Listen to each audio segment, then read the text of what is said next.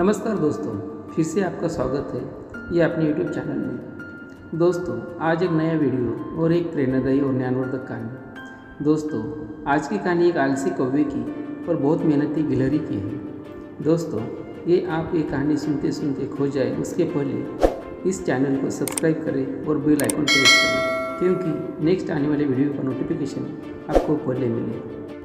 दोस्तों, जो लोग आलसी होते हैं और अपना काम कल पे टालते रहते हैं, वे अक्सर लाइफ में कुछ भी हासिल नहीं कर पाते और एक उदासीनता भरी जिंदगी व्यतीत करते हैं। ऐसे लोग अंत में हमेशा एक मुश्किल स्थिति में पहुंचते हैं और उनके पास दुख और मदद की भीख के अलावा कोई विकल्प नहीं होता है। दोस्तों, एक पेड़ पर एक गिलहरी और एक कौवा रहते थे। दोनों में अच्छी दोस्ती थी। गिलहरी बहुत परिश्रमी थी, वही उसके विपरीत कौवा उतना ही आलसी था। एक दिन दोनों पेड़ पर बैठे बैठे बातें कर रहे थे। गिलहरी ने कहा, कौवा भैया, क्यों न हम की खेती कर ले, कुछ अनाज इकट्ठा कर ले, क्योंकि खराब मौसम जैसे बहुत सर्दियों के दिनों में या बारिश में खाना खोजने की परेशानी से बचे रहेंगे और अपने घर में रहेंगे, कहीं भटकना नहीं पड़ेगा। कौवा बोला, ठीक है, कल से काम शुरू करते हैं, पहले खेतों की जुताई करनी पड़ेगी। गिलहरी ने कहा, हाँ कौवा भैया, हम लोग सुबह जल्दी उठकर खेत पर अगर पहुंच जाएं तो शाम तक खेत की जुताई का काम खत्म हो जाएगा। कौवा बोला, ठीक है, कल सुबह चलते हैं। दूसरे दिन सुबह गिलहरी कौवा को बुलाने आई। बोली, कौवा भैया, सुबह हो गई, चलिए खेत की जुताई कर लेते हैं। कौवा अपने घर में आराम से सो रहा था। उसे सुबह उठकर इतनी मेहनत का काम करने का मन नहीं था। उसने गिलहरी से कहा, तू चल, मैं आता हूँ। गिलहरी अकेले खेत पर जाकर जुताई का काम करने लगी। शाम तक जुताई का काम हो गया, लेकिन कौवा शाम तक भी खेत पर नहीं पहुंचा। दूसरे दिन फिर गिलहरी कौवा को बुलाने आई। बोली, कौवा भैया, चलिए खेत की जुताई हो गई है, अब बीज डाल देते हैं। गिलहरी की बात सुनकर आलसी कौवा बोला, तो चल, मैं आता हूँ। गिलहरी फिर चली गई और अकेले ही खेतों में बीज डालने का काम भी कर लिया।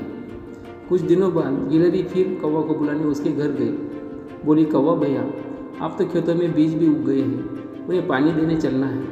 फिर आलसी कौवा बोला, तो चल, मैं आता हूँ। गिलहरी बेचारी फिर अकेले चली गई खेतों में पानी देने। कौवा इस बार भी खेतों पर नहीं गया काम करने के लिए।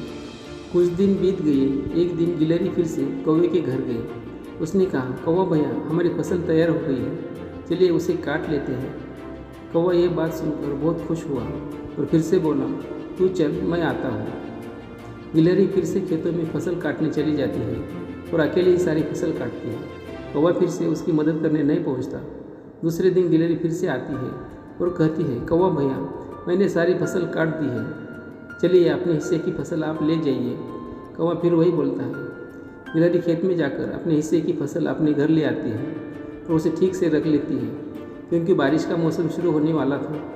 और दूसरे दिन कौवा के घर जाकर बता देती है, कौवा भैया, मैंने अपने हिस्से की आधी फसल अपने घर ले गई हूँ।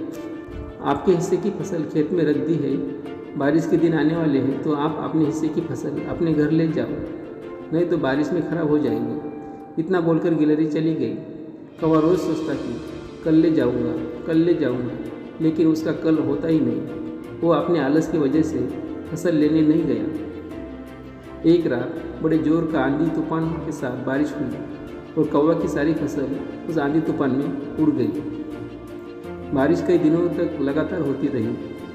अब कौवे के पास खाने को कुछ नहीं था और उसका भूख से बड़ा बुरा हाल हो गया। वो रोते हुए गिलहरी के पास गया। उसने कहा, गिलहरी बहन, मुझे माफ़ कर दो, मैं अपने आलस में जीता रहा और सारी फसल बर्बाद हो गई। मैंने ना तो तुम्हारी मदद की और ना उस फसल को ही घर लाया जो तुमने खेत में मेरे लिए रखी थी। मैं कई दिनों से भूखा हूँ, इसलिए तुम्हारे पास आया हूँ मदद मांगने। गिलहरी ने पूरे दिल से कौवे का स्वागत किया और उसे खाना भी खिलाया। कौवा अपने किए पर बहुत पछताता रहा।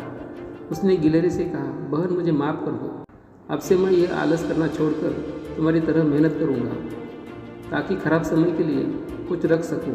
दोस्तों, तो क्या आपने आलस का परिणाम देखा? इसलिए अपना काम समय पर करना बहुत ज़रूरी होता है। जो लोग अपने काम को कल पर टाले बिना समय पर नियमित रूप से करते हैं, वो हमेशा सफल होते हैं। जो लोग आलसी हैं और अपना काम कल पे डालते रहते हैं, वे अक्सर लाइफ में कुछ भी हासिल नहीं कर पाते। और एक उदासीनता भरी जिंदगी व्यतीत करते हैं। ऐसे लोग अंत में हमेशा एक मुश्किल स्थिति में पहुंचते हैं और उनके पास दुख और मदद की भीख के अलावा कोई विकल्प नहीं होता है।